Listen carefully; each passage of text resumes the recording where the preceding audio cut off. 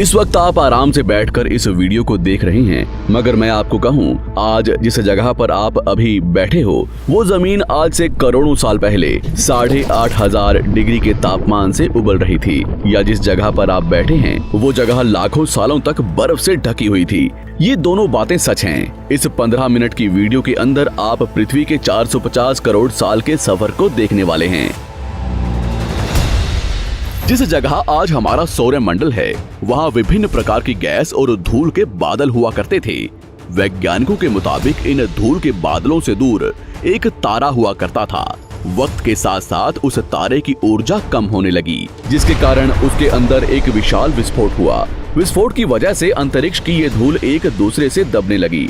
इस दौरान बादलों में स्थित धूल के कण दबाव और गर्मी के कारण बड़े उल्कापिंड और पत्थरों में परिवर्तित हो चुके थे, और इसी दबाव की वजह से इन बादलों में स्थित रेडियो एक्टिव पदार्थ ने ग्रेविटी का निर्माण किया। इस ग्रेविटी के कारण बीच में हाइड्रोजन और हीलियम इकट्ठा होने लगे। बीच के इस भयंकर दबाव के कारण एक विशाल विस्फोट हुआ, और इसी विस्फोट के कारण हमारे सूरज का जन्म हुआ। अंतरिक्ष में फैले एस्टेरॉयड यानी क्षुद्र ग्रहों में भारी वजन की वजह से सूरज के करीब आकर सूरज की परिक्रमा करने लगे। धीरे धीरे इन्हीं एस्टेरॉयड में भारी टकराव हुआ, जिसके फलस्वरूप मरकरी, विनस, अर्थ और मार्स जैसे ग्रहों का निर्माण हुआ। वैज्ञानिकों के मुताबिक उस वक्त पृथ्वी और मार्स यानी मंगल ग्रह के बीच थिया नामक ग्रह सूरज की परिक्रमा किया करता था। पृथ्वी पर ग्रेविटी होने की वजह से सूरज की परिक्रमा करने वाले एस्टेरॉयड अब पृथ्वी की परिक्रमा करने लगे, और धीरे धीरे करोड़ों सालों तक ये पृथ्वी पर गिरते रहे। और ऐसी घटना हमारे पड़ोसी ग्रह थिया पर भी हो रही थी, जिसके कारण थिया पृथ्वी के और करीब आने लगा और आकर पृथ्वी से टकराया। इस भयंकर टकराव की वजह से पृथ्वी के हिस्से कणों के रूप में अंतरिक्ष में फैल गए और एक रिंग्स की तरह पृथ्वी की परिक्रमा करने लगे।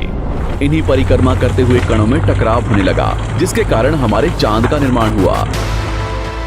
उस वक्त पृथ्वी पर सिर्फ एक ही समुद्र हुआ करता था, और वो था 1900 डिग्री सेल्सियस की तापमान पर उबलते हुए लावे का। उबल रही थी वो सारी चीजें जिसे आज आप अलग अलग नाम से जानते हैं। वक्त के साथ साथ पृथ्वी धीरे धीरे ठंडी हो रही थी, जिसके कारण पृथ्वी के भारी तत्व जैसे धातु और रेडियो एक्टिव पदार्थ पृथ्वी के केंद्र में जाकर इकट्ठा हो गए, और हल्के पदार्थ पृथ्वी की सतह पर आ गए। लाखों सालों तक पृथ्वी पर उल्कापिंडों की बरसात हुई, और इन गिरते हुए उल्कापिंडों में जमा था नमक, मिनरल्स और पानी। करोड़ों सालों तक इन उल्कापिंडों की बरसात होती रही, और धीरे धीरे पृथ्वी की ऊपरी सतह पानी से ढकने लगी। वैज्ञानिकों के मुताबिक यही वो वक्त था जब दूर गहरे पानी के अंदर निकलते ज्वालामुखियों से पहली बार सूक्ष्म जीवों का निर्माण हुआ। लाखों सालों बाद एक वक्त ऐसा आया जब पृथ्वी की पूरी सतह पानी से ढक चुकी थी। हमारी पृथ्वी के सबसे अंदर का कोर रेडियो एक्टिव पदार्थ से बने होने की वजह से हरदम गर्म होता रहता है, लेकिन जब भी पृथ्वी की ऊपरी जमीन ठंडी हो जाती है, तब पृथ्वी के अंदर की गर्मी बाहर नहीं निकल पाती, जिसके कारण ज्वालामुखियों का निर्माण होता है। और उस वक्त कुछ ऐसा ही हुआ। पानी से ढकी हुई पृथ्वी पर हजारों की तादाद में ज्वालामुखी निकलने लगे, और आने वाले लाखों सालों तक इन ज्वालामुखियों का निकलना जारी रहा, जिससे पानी के ऊपर जमीन का निर्माण हो रहा था। इस वक्त भी पृथ्वी पर वातावरण ना होने की वजह से अंतरिक्ष से उल्कापिंडों की बरसात हो रही थी। आज से लगभग 300 करोड़ साल पहले पृथ्वी पर ऐसा वक्त आया जब पृथ्वी का वातावरण लगभग स्थिर होने लगा था। ज्वालामुखी निकलने धीरे हो गए थे, और पृथ्वी का एक दिन 12 घंटे का हुआ करता था। साल बीतते गए, और धीरे धीरे ये सूक्ष्म जीव विकसित होते गए और समूह में रहने लगे। आज से लगभग 250 करोड़ साल पहले पहली बार पृथ्वी पर ऐसे जीवों का निर्माण हुआ जो जीने के लिए ये पानी के अंदर के मिनरल्स यानी खनिज पदार्थ और धूप का इस्तेमाल करते थे, और मल त्याग के रूप में ऑक्सीजन बाहर निकालते थे।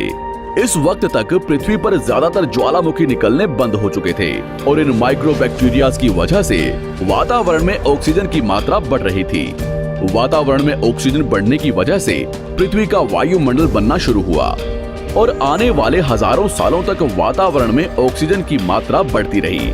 जिसकी वजह से पृथ्वी के ज्यादातर हिस्सों में ये सूक्ष्म जीव फैल गए।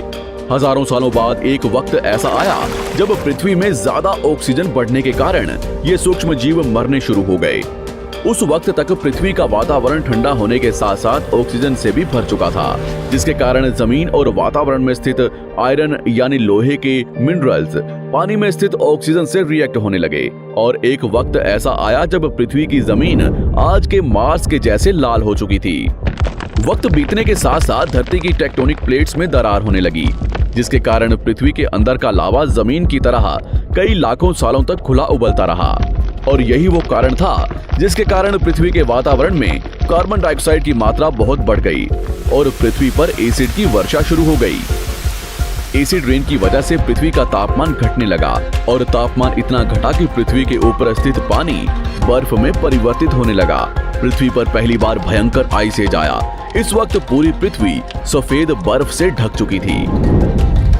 आमतौर पर जब धरती पर सूरज की किरणें गिरती हैं, तब जमीन उन किरणों को सोख लेती है, मगर क्योंकि पूरी पृथ्वी बर्फ से ढक चुकी थी और क्योंकि बर्फ सफेद और चमकीली होती है, जिसके कारण सूरज की किरणें धरती पर गिरने के बाद वापस चली जाती थी।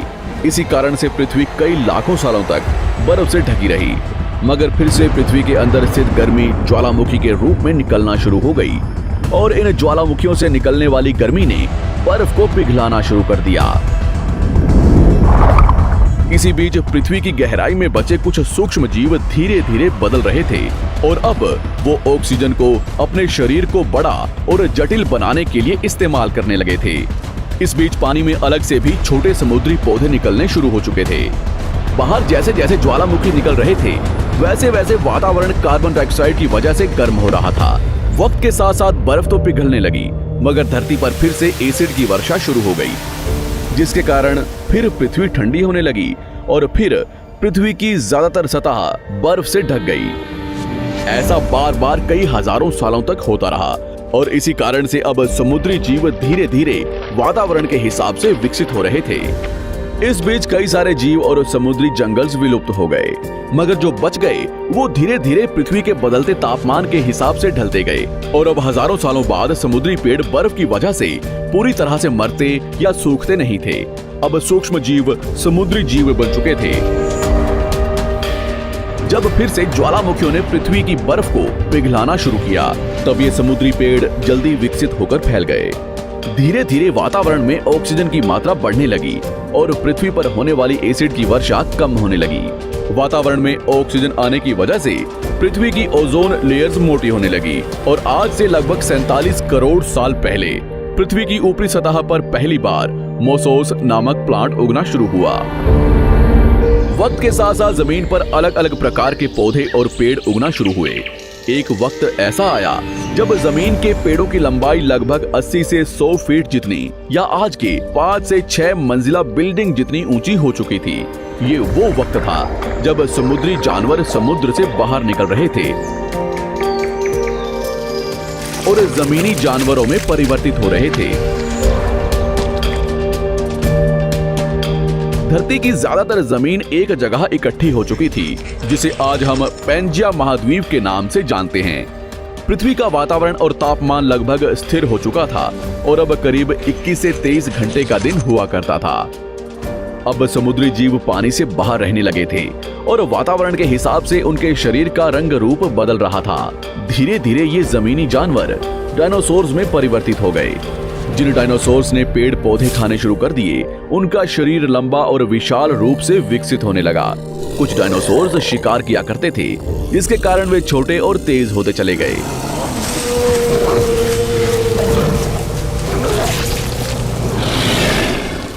पृथ्वी की ऊपरी जमीन एक जगह इकट्ठी होने के कारण ज्यादातर जमीन रेगिस्तान और बंजर हो चुकी थी। ज्यादातर जंगल समुद्र के करीब हुआ करते थे, जिसमें डायनासोर्स रहा करते थे। आज से लगभग 20 करोड़ साल पहले पैंजिया महाद्वीप टूटना शुरू हो गया। पैंजिया के विभाजित होने की वजह से पृथ्वी की ज्यादातर ऊपरी जमीन पानी के संपर्क में आने लगी, जिसके फलस्वरूप पृथ्वी पर हरियाली बढ़ती गई, जिस वजह से डायनासोर्स और ज्यादा विभिन्न और विशाल होते चले गए। डायनासोर्स ने आने वाले लगभग 20 से 30 करोड़ सालों तक पृथ्वी पर राज किया। उस वक्त डायनासोर्स समुद्र से लेकर जमीन और आसमान तक पूरी पृथ्वी पर राज किया करते थे। इस दौरान अफ्रीका से टूटा भारत सीधे आकर आज के तिब्बत से टकराया और इस टकराव की वजह से हिमालय का निर्माण हुआ। आज से लगभग 6.5 करोड़ साल पहले पृथ्वी की तरफ आज के माउंट एवरेस्ट से भी बड़ा लगभग 4.5 लाख करोड़ किलो जितना वजनिया उल्कापिंड लगभग 80,000 किलोमीटर प्रति घंटे की स्पीड से पृथ्वी की तरफ आ रहा था। पृथ्वी की सतह को छूते ही उसमें भयंकर आग लगी और वो जलते हुए सीधा पृथ्वी से टकराया। इस टकराव से निकलने वाली ऊर्जा आज के 10 करोड़ परमाणु बम एक साथ फटने के बराबर थी। जहां ये उल्कापिंड गिरा, वहां के जानवर और पेड़ तुरंत भाप बनकर जल गए। गिरते ही पृथ्वी पर पूरी तरह धूल फैलने लगी। समुद्र में भयंकर बाढ़ आने लगी। भूकंप और आग ने पृथ्वी को जलाना शुरू कर दिया। कुछ ही घंटों में पूरी पृथ्वी के वातावरण में हानिकारक गैस और धूल की वजह से पृथ्वी नर्क हो चुकी थी। डायनासोर्स घुटन, आग और भूखमरी से पूरी तरह विलुप्त हो गए। इस वक्त हमारे पूर्वज जमीन के अंदर रहा करते थे, जिसके कारण वो इस विशाल प्रलय से बच गए। पृथ्वी का वातावरण पूरी तरह से काला और अंधेरा हो चुका था, जिससे धूप भी जमीन तक नहीं पहुंच पा रही थी। पृथ्वी के पेड़ और ज्यादातर जानवर विलुप्त हो गए। वातावरण में धूल और हानिकारक गैस के कारण पृथ्वी पर फिर से एसिड की वर्षा शुरू हो गई और फिर पृथ्वी ठंडी होकर बर्फ से ढक गई। लेकिन इस बार पृथ्वी की बर्फ लाखों सालों तक नहीं जमी रही और 80 से 90 हजार साल बाद ये बर्फ पिघलनी शुरू हो गई। जैसे ही धरती पर वातावरण फिर से पहले जैसा होने लगा, वैसे ही ये छोटे जीव जमीन से बाहर आना शुरू हो गए। उस वक्त पृथ्वी की बर्फ पिघलनी शुरू ही हुई थी, जिसके कारण अफ्रीका में घने ठंडे जंगल हुआ करते थे और इसी बीच ये जमीनी जीव बंदरों में परिवर्तित हुए। मगर जैसे जैसे पृथ्वी गर्म होने लगी, वैसे वैसे अफ्रीका के ये जंगल सूखने लगे। जंगल की चीजें खाने वाले बंदरों को खाने की कमी होने लगी। खाने की तलाश में इन बंदरों ने अपने पैरों पर चलना शुरू कर दिया, जिससे उन्हें दूसरे जानवरों के शिकार करने में मदद मिलती थी। धीरे धीरे बंदर एप्स यानी वानर में परिवर्तित हुए। खाने की तलाश में ये एप्स पृथ्वी के दूसरे हिस्सों में फैलने लगे और धीरे धीरे उनके शरीर का रंग रूप वहां के मौसम के हिसाब से बदलता गया। वक्त के साथ साथ हम आदिवासी बने। हमने हथियारों से लेकर आग का आविष्कार किया। हम धीरे धीरे इंसान के रूप में विकसित हुए। हमने धर्म से लेकर परिवार, भाषा और संस्कृति का निर्माण किया और वक्त के साथ साथ हम विकसित होते चले गए और आज हम इस पृथ्वी की सबसे विकसित प्रजाति बन चुके हैं।